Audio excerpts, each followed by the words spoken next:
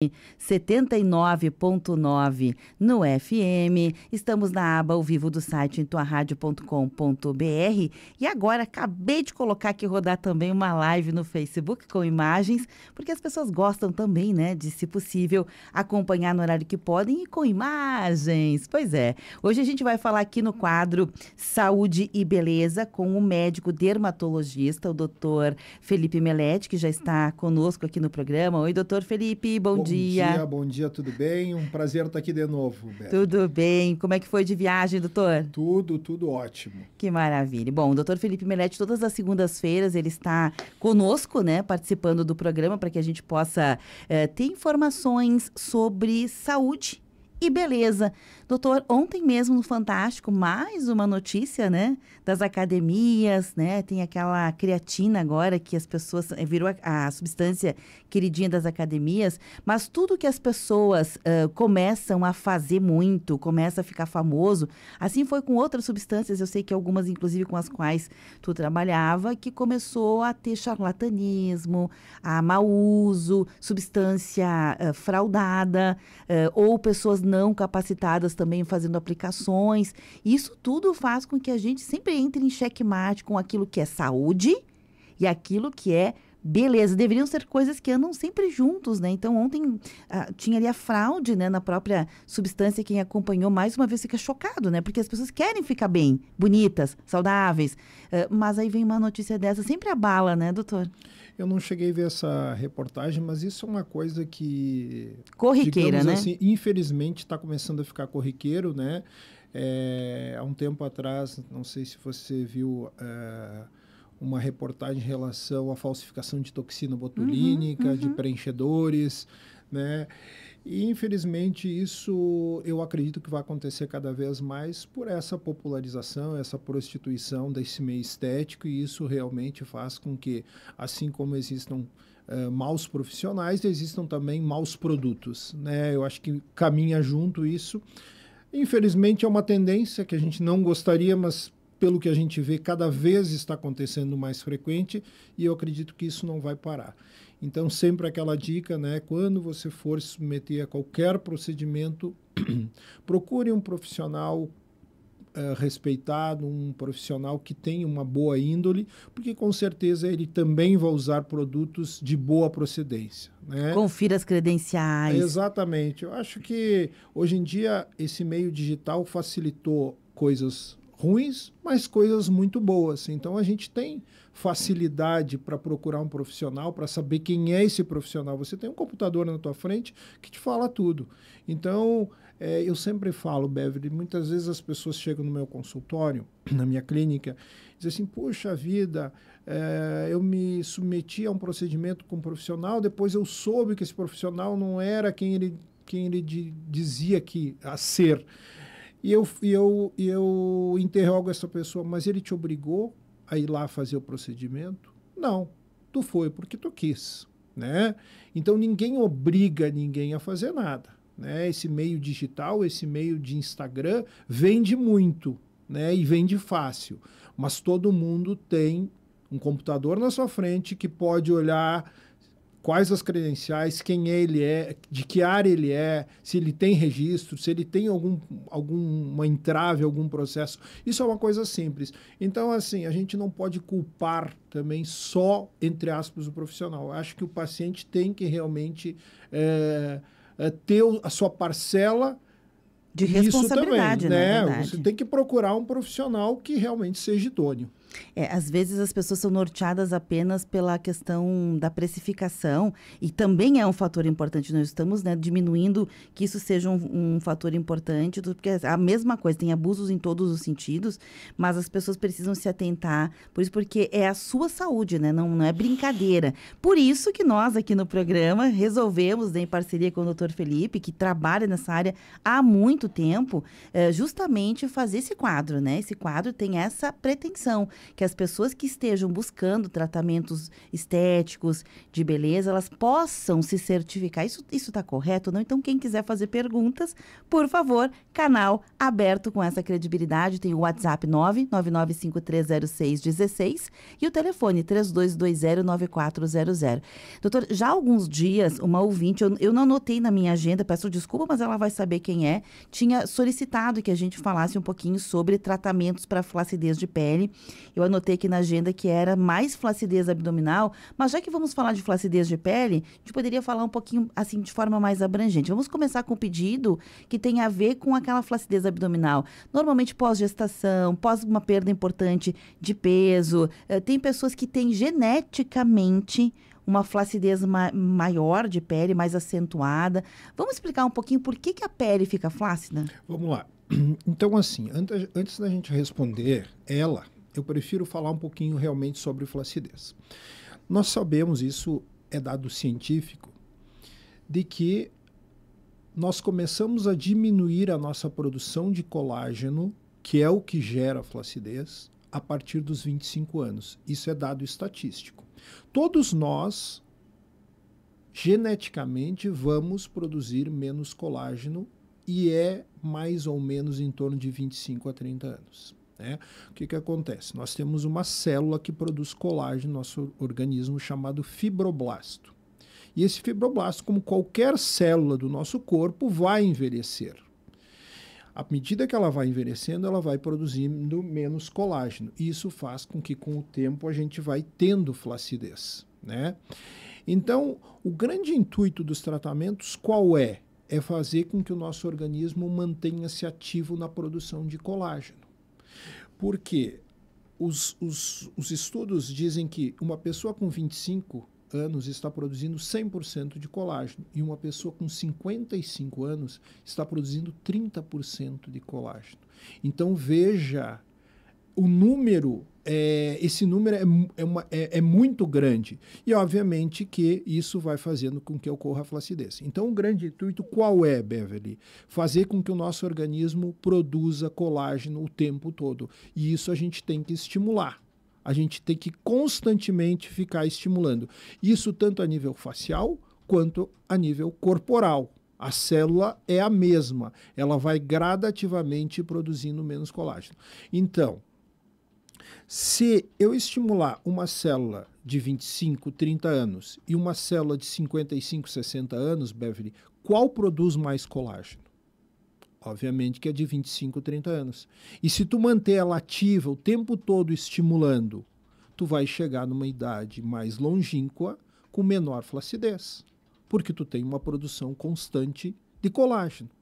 Né? Eu sempre faço uma analogia em relação à questão muscular para as pessoas entenderem. Se você começa a fazer um trabalho muscular numa idade precoce, o teu músculo mantém-se ativo, mantém-se com tônus muscular. Agora, se tu começar a fazer uma atividade muscular que estimule a tua fibra muscular com 50, 55 anos, ela já está envelhecida. O teu músculo está envelhecido. Eu estou fazendo só essa analogia porque às vezes é mais fácil de entender, mas é uma coisa que eu falo isso no consultório. Então, hoje em dia, a tendência qual é? O mais precoce possível estimular colágeno. Com exercício? Não, com tratamentos que a gente vai falar. Né? Porque produção de colágeno, você tem... Eu só fiz a analogia com a questão... Não, produção de colágeno tu tem que estimular de algum jeito. Né? Tem que ser feito algum tratamento. Então, hoje em dia a tendência é com 30 anos você começar a fazer uma prevenção de flacidez e não um tratamento. Né? Porque tu falou essa questão genética é muito importante. Tu não vai pegar uma pessoa com 50 anos igual com flacidez. Existem pessoas que têm mais flacidez por questões genéticas e questões externas. Né? Quais são os fatores que mais degradam colágeno fora uma diminuição na produção? Tabagismo e sol. Isso são fatores que não é que fazem com que produza menos colágeno. Eles degradam, eles destroem mais. Então, você pode observar uma pessoa que se expõe muito ao sol numa idade mais longínqua comparada com uma que não se expôs ao sol, ela tem muito mais flacidez. As duas vão produzir menos. Porém, uma degradou muito, destruiu muito colágeno. Tá? Então, esses dois pilares, estímulo e prevenção. Entendi.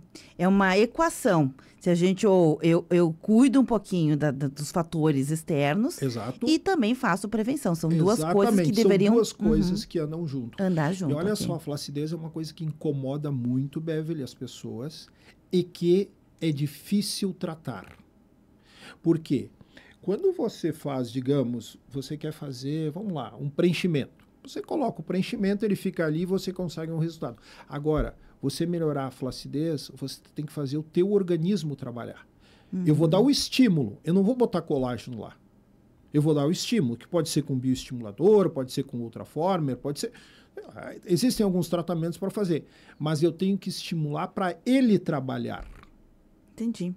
Então, é um tratamento difícil de fazer, a ponto de muitas vezes as pessoas chegarem com 55, 60 anos e tu olhar e tu dizer, olha, eu vou conseguir melhorar um pouco, mas eu não vou conseguir te satisfazer. Ou seja, o percentual de melhora começa a ficar menor. É óbvio, porque tu estimular uma célula, o que eu falei, de 25, 30 anos e uma célula de 60 é totalmente diferente. Agora, se tu vem estimulando desde os teus 30 anos, tu vai chegar lá nos teus 60 com um grau de flacidez muito menor.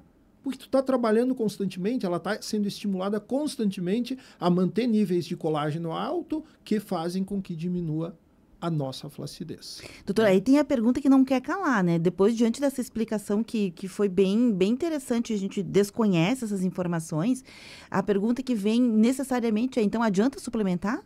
Oral? É. Então, esse é um Porque tema... é oral que as pessoas normalmente suplementam, né? Então, esse é um tema, assim, Beverly, que eu vou resumir porque é um assunto relativamente, assim, mais longo. Vamos lá. Suplementar colágeno.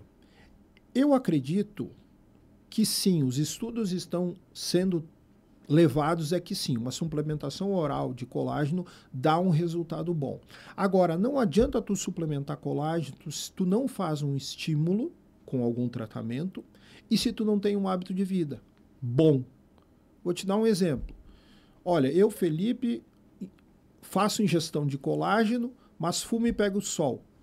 Tu, Beverly, não faz uma ingesta de colágeno, mas tu te cuida do sol e tu não fuma. Quem daqui 20, 30 anos vai ter mais flacidez?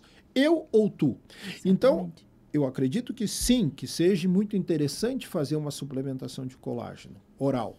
Porém, tem que ter um hábito de vida saudável, senão não adianta. E por que não tem essa certeza absoluta?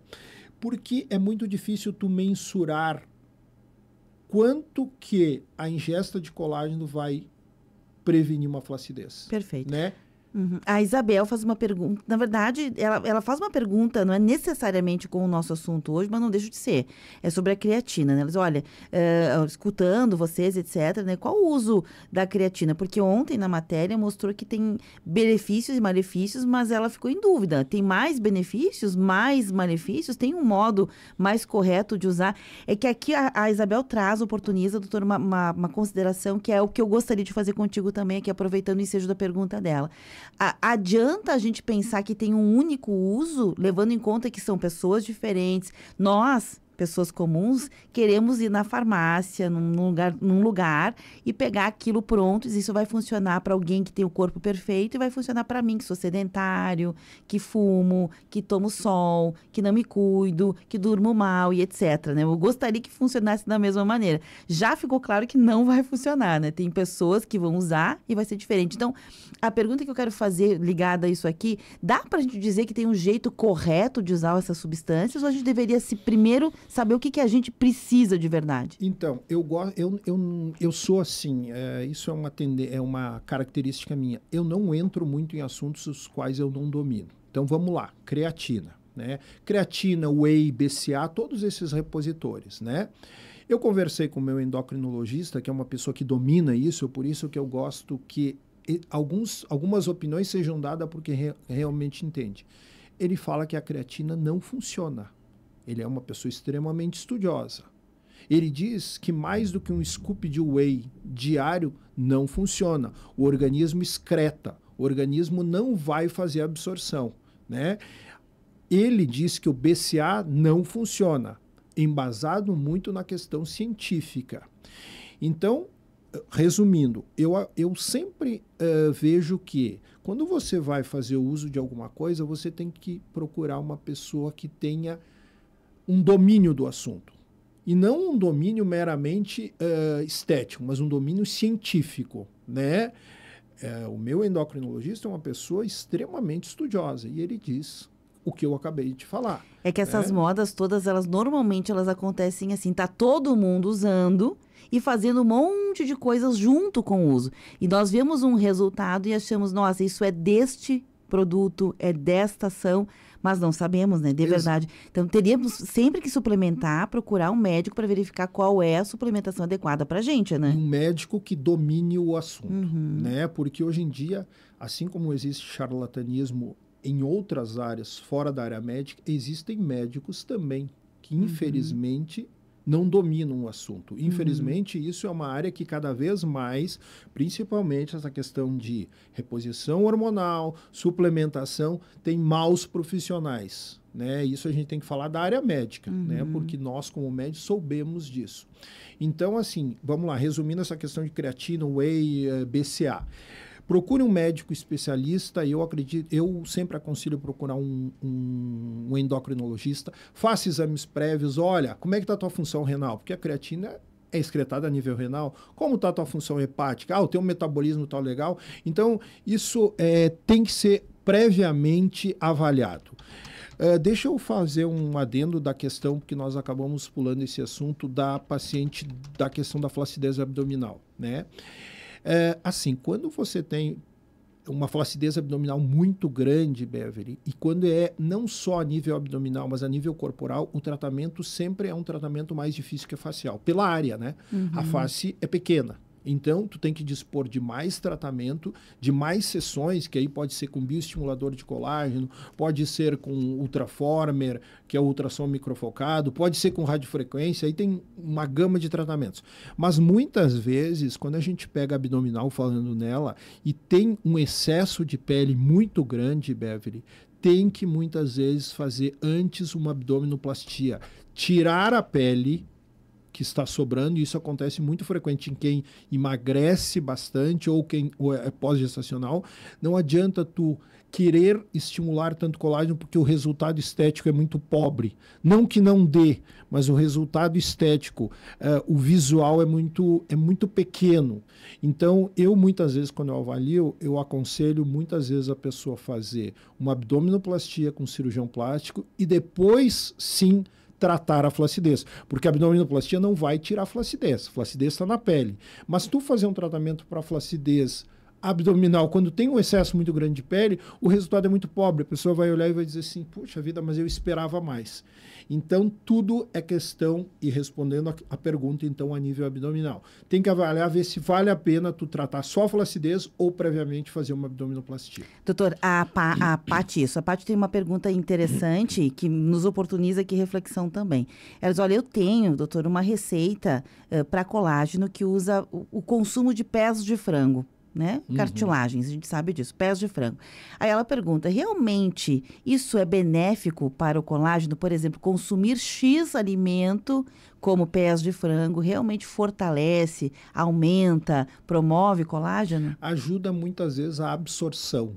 Ele promove a melhor absorção, tá? E essa questão alimentar é interessante, né? Porque essa questão aí alimentar, e vamos falar, fazendo um adendo em relação à questão da creatine, muitas vezes as pessoas me perguntam, mas quantos ovos eu tenho que comer para chegar a um scoop de whey, né? E realmente é uma coisa interessante, porque a gente tem que comer muito para conseguir atingir aquilo. Eu nunca me esqueço, eu entrevistava com frequência um cabeleireiro, um hairstylist, sobre máscaras capilares, né? Cuidado com o cabelo, que é uma coisa de estética também, né? O cabelo tem um peso importante na vida das pessoas e as pessoas... máscara de abacate, máscara de mel, máscara de... Um dia ele se incomodou e disse, olha, em vez de botar no cabelo, come, né? Porque vai fortalecer um pouco a tua estrutura nutricional. Nós nos alimentamos mal, né, doutora? A verdade é essa, né? Então vai ajudar, vai, mas não vai resolver, né? né? Não, e muitas vezes, Beverly, até falando em suplementação, muitas vezes se nós fizermos uma alimentação regrada, adequada, a gente não precisa suplementar. Isso é uma coisa que tu já deve ter ouvido falar. Se tu fizer uma alimentação bem balanceada e bem regrada, tu não precisa suplementar. E é aí que entra a questão que eu falei, que o meu endocrinologista falou, não adianta tu tomar 5, 6 scoops de whey. Teu organismo vai excretar. Uhum. Ele não consegue fazer toda essa absorção. Doutor, eu vou ter que encerrar aqui porque nosso tempo está esgotando, está bombando de perguntas aqui. E tem uma que acho que já pode nortear o nosso próximo encontro, se tu concordares, doutor, que é da Carmen. Agora eu notei o nome, Carmen. A Carmen pergunta aqui sobre estrias e também sobre barriga de avental, que não deixa de ser uma espécie de flacidez. A gente pode reeditar isso para a semana que vem? Com certeza, eu acho que é um tema muito amplo. Flacidez muito, é né? muito amplo. A gente pode entrar um pouquinho de estria, que é outro assunto muito amplo. Né? Eu acho que a gente vai ter que começar a fazer 1 hora aqui de programa. E é útil porque, assim, quantas pessoas botam dinheiro fora, né? Fazendo uma série de tratamentos que não são indicados para si. Não é que os tratamentos em si sejam ruins, né, doutor? Mas deixar bem claro, ninguém está demonizando a suplementação, nem nada disso. Ele tem o seu papel. Com certeza. Mas é que muitas vezes é de forma sem uma prescrição.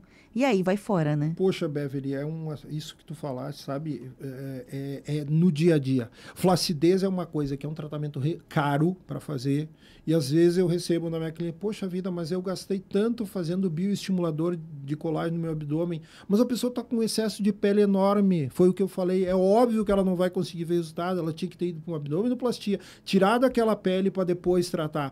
Então, assim...